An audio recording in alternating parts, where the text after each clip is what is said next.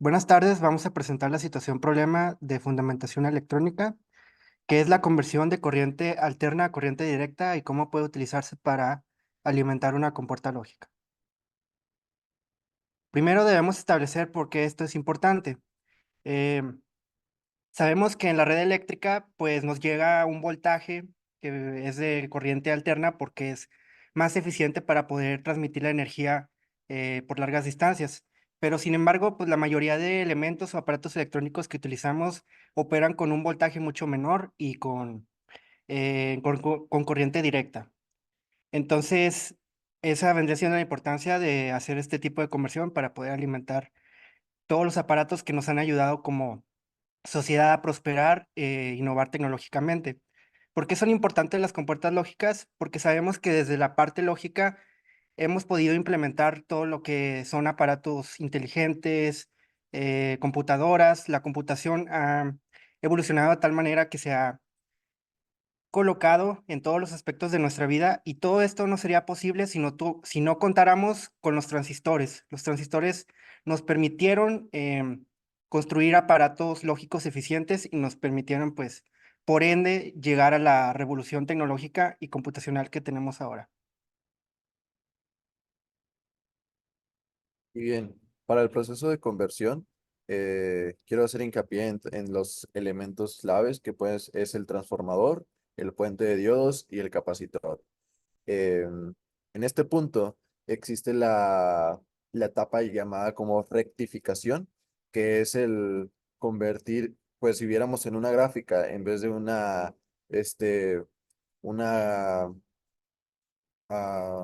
línea senoidal, se verían como simplemente como pasos, como si fueran brincos, que la parte negativa se vuelve positiva, pero al tener un capacitor, eso no permite a llegar también a la siguiente fase, que sería la fase de filtrado, lo que permite que esa diferencia dentro de un voltaje máximo a un voltaje mínimo sea mucho menor a la que tuvieras en la etapa de rectificación.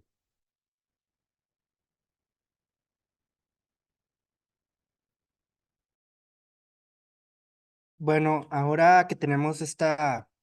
parte de alimentación con corriente directa, podemos construir lo que es la compuerta, que ya mencionábamos, es muy importante para la construcción de la computación. Y esto se construye con transistores de tipo, bueno, BJTs, que son Bipolar Junction Transistors. Y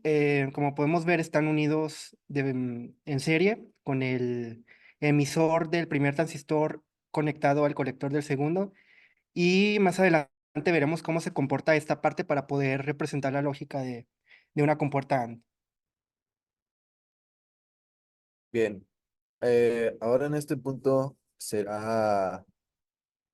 relevante el funcionamiento de un transformador. En este caso se compone de un voltaje primario, el cual al existir un, un alambrado que llega a compartir crear un campo electromagnético, lo que provoca que también exista un flujo de corriente y también un diferencial de voltaje, por lo que sería llegar a un voltaje secundario. Para obtener el voltaje dentro de estas dos partes de un transformador, existe una relación que es proporcional, que al final esto nos ayuda para poder obtener el voltaje máximo, tanto del, del lado del voltaje primario al lado del voltaje secundario. Y para obtener este voltaje máximo es el voltaje en RMS, el voltaje efectivo, por la raíz de 2. Una vez que tenemos el voltaje máximo calculado de la onda senoidal con la fórmula y que lo obtuvimos el voltaje secundario máximo que se va a obtener dada la proporción de 10:1 del transformador, podemos pasar a la sección del simulador donde teniendo el mismo acomodo, podemos ver que efectivamente el voltaje RMS original va a ser el mismo periodo, pero mucho más grande que el voltaje secundario obtenido. Y lo podemos ver aquí en la gráfica. Y bueno, ahora pasando a la siguiente parte de rectificación y filtración, pues para obtener voltaje, bueno, para rectificar primeramente, lo que tenemos que hacer es agregar un puente de diodos donde en todo momento va a pasar la corriente únicamente por dos diodos, ya sea en el ciclo positivo, en este caso sería por acá,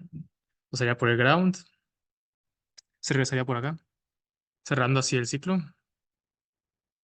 y,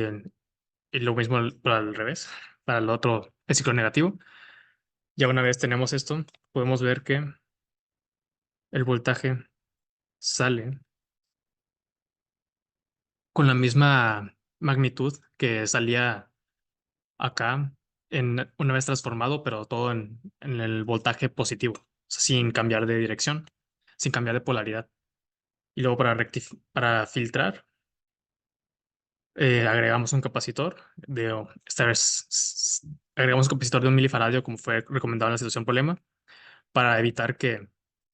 disminuya tanto el, el voltaje entre cada periodo, sí, entre cada periodo del voltaje como va subiendo y bajando, como podemos ver aquí. Y ahora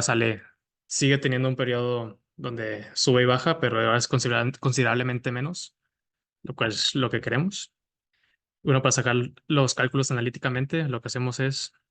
con el voltaje de la carga máximo, dado que tenemos dos transistores,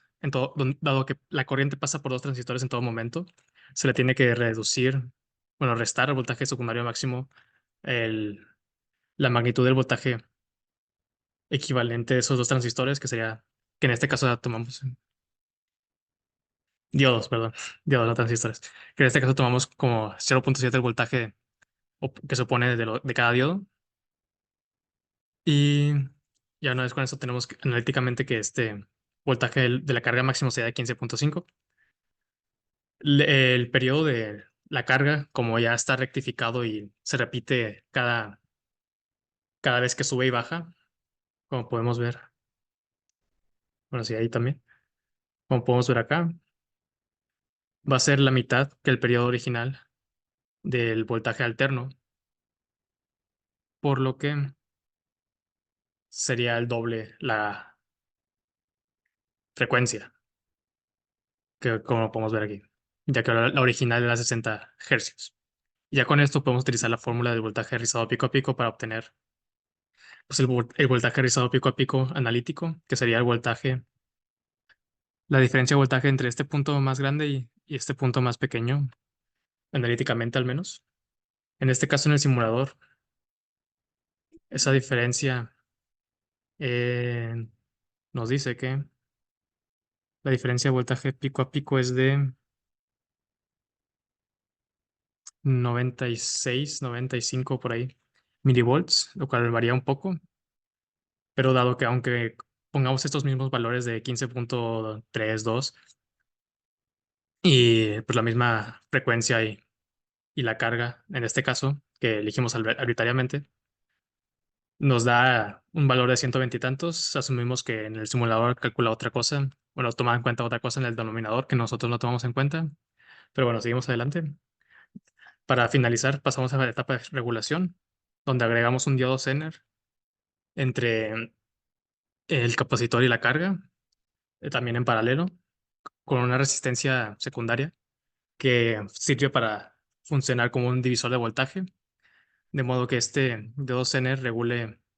el voltaje, bueno, para disminuir el voltaje que recibe de acá, porque el voltaje que recibe de acá sigue siendo de 15 y tantos, y queremos un voltaje de 6 voltios,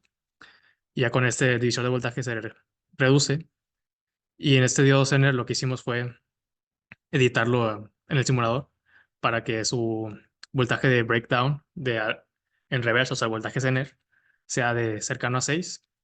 para que efectivamente se pueda medir aquí un voltaje de 6 voltios. Y bueno, analíticamente, para cerciorarnos de esto, bueno, antes de pasar eso,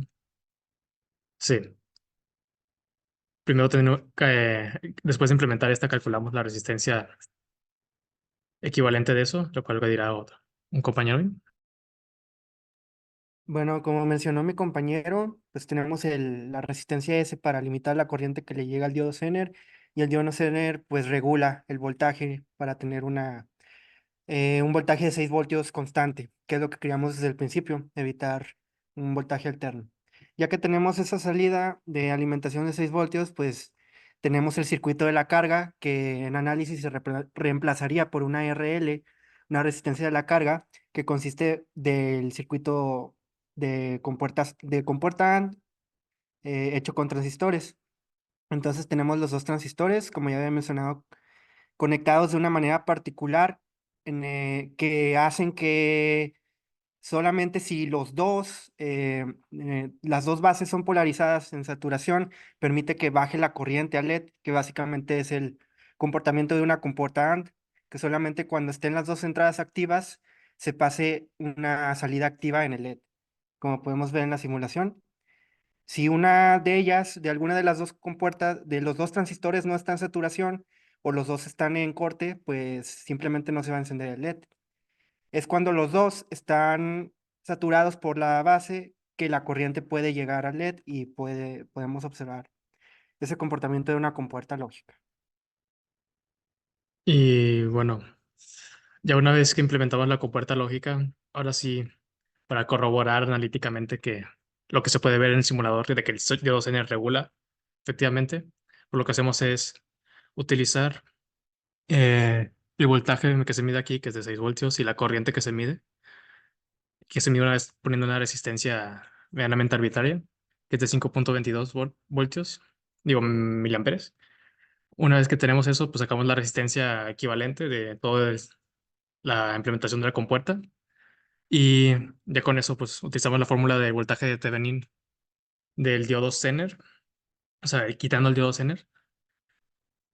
Y para obtener que, en ese caso, el voltaje de Thevenin cuando el diodo Zener no está es de 12.14 voltios, lo cual, sabiendo que si ese voltaje es mayor que el voltaje Zener, el diodo Zener regula, corrobora que efectivamente el diodo Zener regula, pero analíticamente. Y pues sí, ya con esto podemos dar por terminada la parte de la implementación, donde empezamos con el transformador, rectificamos, regulamos el voltaje, digo, filtramos el voltaje y luego ya lo regulamos con un diodo Zener y terminamos con la implementación de una compuerta de lógica AND para simular el uso de un dispositivo de este voltaje ya regulado después de sacarlo de la toma de corriente.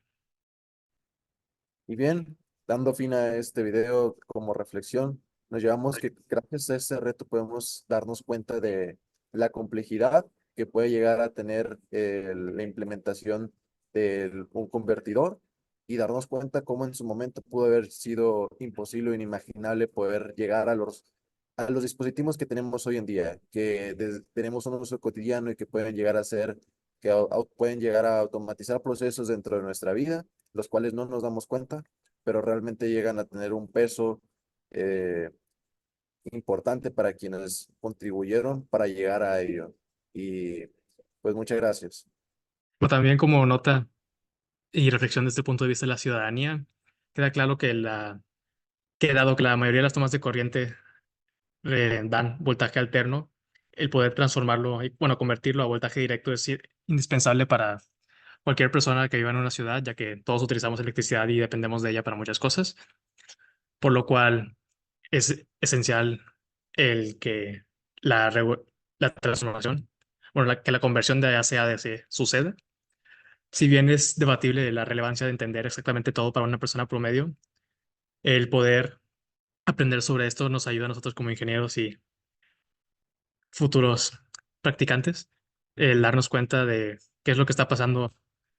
a nuestro alrededor y qué es lo que utilizamos y los componentes tan relevantes que utilizamos pues día a día que pues, también nos van a ser necesarios y útiles en nuestras vidas laborales. Pero bueno, sí. Muchas gracias.